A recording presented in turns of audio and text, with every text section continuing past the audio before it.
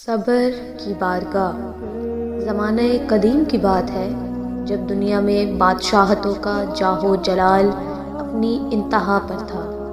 سنگ مرمر کے محلوں میں تخت سجے تھے اور تختوں کے پیچھے دلوں کی خالی گونجیں سنائی دیتی تھی۔ انہی ادوار میں ایک سرزمین تھی، سلطنت زری، جس کی فضاؤں میں انصاف کی خوشبو اور امن کی روشنی پھیلی تھی۔ اس سلطنت کا حاکم تھا سلطان فخر الدین بہادر، ایک عادل، نیک دل اور رعایا پرور بادشاہ۔ لوگ اس کے عدل کی مثال دیتے تھے، لیکن ایک دکھ ایسا تھا جو اس کے دل کو ہر دم چیرتا رہتا۔ وہ تھا اولاد سے محرومی کا غم۔ بادشاہ کے پاس دنیا کی ہر نعمت تھی، مگر اس کا دل خالی تھا۔ محل کی راہداریوں میں سناٹا تھا اور تخت شاہی پر تنہائی کا سایہ۔ راتوں کو وہ چھت پر جا کر آسمان دیکھتا اور کہتا، اے خالق کائنات جس نے سب کو جوڑا دیا، کیا میرے نصیب میں بھی کسی کا ننھا ہاتھ دکھا ہے؟ ملکہ صالحہ نیک سیرت عورت تھی۔ وہ کہتی، بادشاہ سلامت، دعا قبول ہونے میں دیر ہو سکتی ہے، انکار نہیں، اللہ اپنے وقت پر عطا کرتا ہے۔ بادشاہ مسکرا دیتا، مگر دل کے اندر اضطراب کی لہر بہتی رہتی۔ ایک روز دربار میں ایک مسافر حاضر ہوا، لباس گرد آلود مگر آنکھوں میں عجب نور تھا۔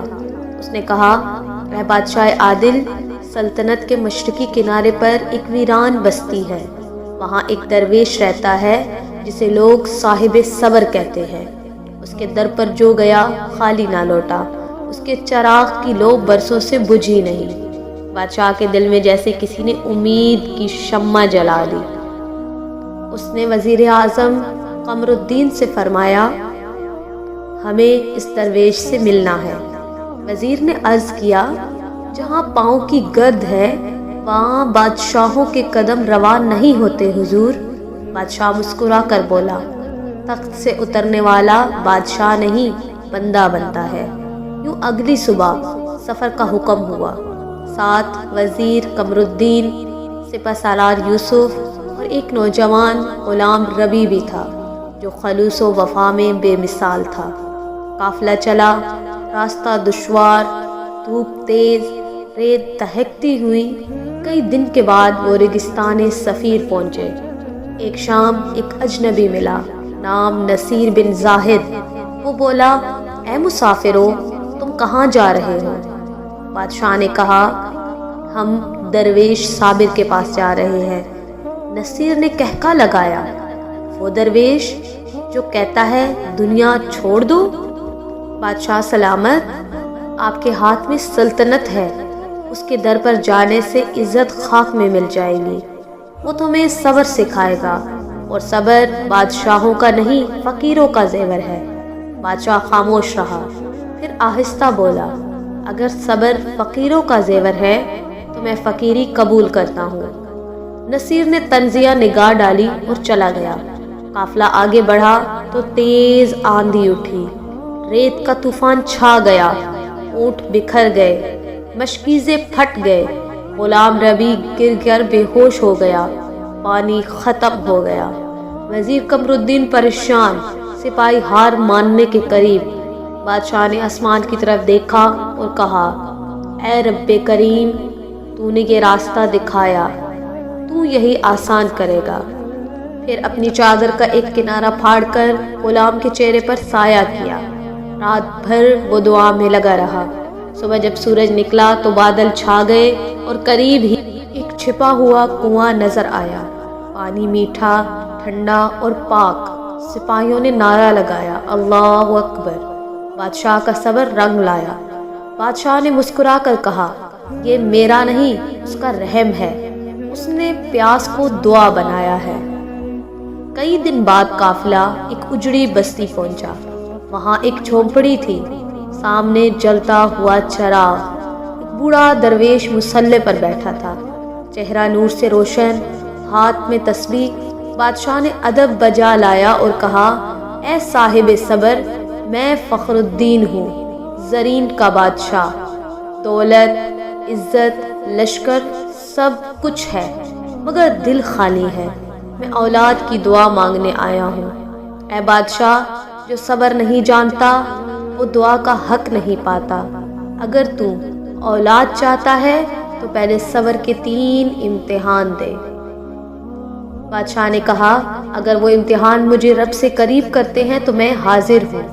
درویش نے کہا، سن، پہلا امتحان، قحط آئے گا، خزانے خالی ہوں گے، مگر تو رعایا سے ایک دانہ نہ چھیننا۔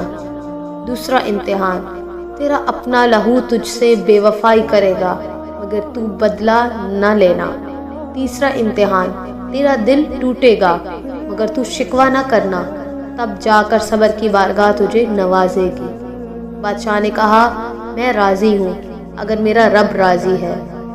درویش نے دعا دی اور کہا، جب چراغ بجھے تب جا کر سمجھنا کہ تیری دعا پوری ہوئی۔ سلطان واپس آیا تو کچھ ہی مہینوں میں آسمان نے بارش روک لی، زمین پھٹ گئی، اناج کم ہو گیا۔ وزیر قمر الدین نے کہا، حضور، خزانوں میں کمی ہے، اگر ہم رعایا سے محصول نہ لیں گے تو سلطنت کا نظام بیٹھ جائے گا۔ لیکن بادشاہ نے کہا، اگر ہمارا نظام ایک غریب کے دانے پر قائم ہے تو یہ سلطنت نہیں، ظلم ہے۔ خزانے خالی ہونے دو، مگر کسی کے پیٹ پر پتھر نہ باندھنا۔ اس نے اپنے محل کے دروازے غریبوں کے لیے کھول دیے، خود دال اور خشک روٹی پر اکتفا کرنے لگا۔ رعایا حیران تھی کہ بادشاہ ان کے ساتھ فاقہ کر رہا ہے۔ چند مہینے بعد آسمان سے بارش برسی، زمین سرسبز و شاداب ہوئی۔ لوگوں نے کہا، یہ بادشاہ کا صبر تھا جس نے رحمت کو پکارا۔ قحط ختم ہوا تو آزمائش دوسری آئی۔ بادشاہ کا سگا بھائی نظام الدین، جسے وہ دل سے چاہتا تھا، تخت کی لالچ میں بغاوت پر اتر آیا۔ سپاہی یوسف نے کہا، جہاں خون کی بو ہو وہاں رحم کمزوری ہے، اجازت دے تو سر قلم کر دوں۔ بادشاہ نے کہا، نہیں، ہم بدلہ نہیں لیں گے، شاید اس کے دل پر پردہ پڑا ہے۔ چند دنوں بعد جب باغی لشکر قلعہ کے قریب پہنچا تو بادشاہ نے خود جا کر اپنے بھائی کے خیمے میں قدم رکھا۔ نظام الدین چونک گیا۔ بادشاہ نے کہا، اگر میرا تخت تجھے سکون دے سکتا ہے لے جا، مگر اپنے رب کی خوشنودی نہیں چھوڑ سکتا۔ یہ الفاظ سن کر نظام الدین کی آنکھوں سے آنسو بہنے لگے۔ وہ بادشاہ کے قدموں میں گر گیا۔ بادشاہ نے اسے گلے لگا کر کہا، دیکھو، صبر کبھی کمزوری نہیں ہوتا، یہ دل کا جہاد ہے۔ اب آخری امتحان باقی تھا۔ ملکہ ساہلیہ کو ایک دن سخت بیماری نے آ لیا۔ طبیب ناکام ہوئے، دعا کی محفلیں سجی، مگر تقدیر کا فیصلہ اٹل تھا۔ ملکہ کے آخری لمحوں میں بادشاہ نے کہا، تمہارا فراق میری سب سے بڑی آزمائش ہے، مگر میں صبر کروں گا کہ شاید اس کے صدقے میرے رب نے مجھے نوازنا ہو اور میرا رب مجھ پر رحم کرے۔ ملکہ مسکرائی اور بولی، صبر کی بارگاہ خالی نہیں رہتی فخر الدین، تم دیکھنا، تمہاری آنکھیں وہ خوشی دیکھیں گی جس کا انتظار صدیوں کا ہو گیا ہے۔ چند دنوں بعد وہ دنیا سے رخصت ہو گئی۔ بادشاہ کئی راتیں خاموشی میں جاگتا رہا، مگر کبھی لبوں پر شکایت نہ لایا۔ وہ ہر رات اللہ کے حضور عرض کرتا، میرا صبر تیری امانت ہے، یا رب اس کو ضائع نہ ہونے دینا۔ مہینے بیت گئے۔ ایک رات بادشاہ خواب میں دیکھتا ہے کہ وہی درویش آیا ہے، اس کے ہاتھ میں وہی چراغ ہے، مگر اب وہ بجھ رہا ہے۔ درویش کہتا ہے، اے فخر الدین، تم نے تینوں امتحانوں میں صبر کیا، اب تمہارے لیے رحمت لکھ دی گئی ہے، جاؤ، تمہارے محل میں روشنی ہونے والی ہے۔ صبح ہوئی، مؤذن کی صدا گونجی، محل میں شور مچ گیا۔ ایک خادم دوڑتا ہوا آیا، بولا، مبارک ہو، اللہ نے آپ کو بیٹی سے نوازا ہے۔ بادشاہ نے کہا، الحمدللہ، صبر وہ درخت ہے جس کا پھل دیر سے مگر لازوال ہوتا ہے۔ شہزادی کا نام رکھا گیا نور الصبر۔ پورے ملک میں جشن ہوا۔ رعایا نے کہا، یہ اللہ کی رحمت ہے جو ایک صابر بادشاہ کے نصیب میں اتری ہے۔ بادشاہ نے اپنی بیٹی کو گود میں لے کر کہا، میری جان، تو میرے صبر کا انعام ہے۔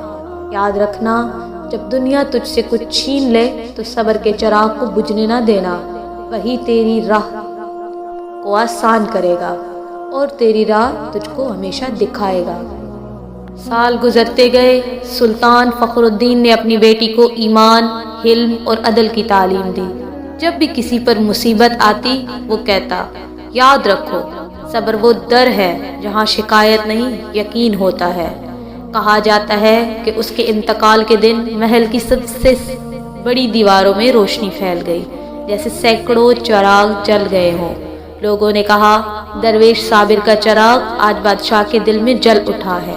اور آج بھی جب ہوا چلتی ہے تو سلطنت زرید کے کھنڈرات میں ایک چھوٹا سا چراغ ٹمٹماتا دکھائی دیتا ہے۔ لوگ کہتے ہیں وہ صبر کی بارگاہ کا چراغ ہے جو کبھی بجھتا نہیں۔ اگر آپ کو یہ کہانی پسند آئی ہے تو لائک، شیئر اور سبسکرائب کرنا نہ بھولیے گا۔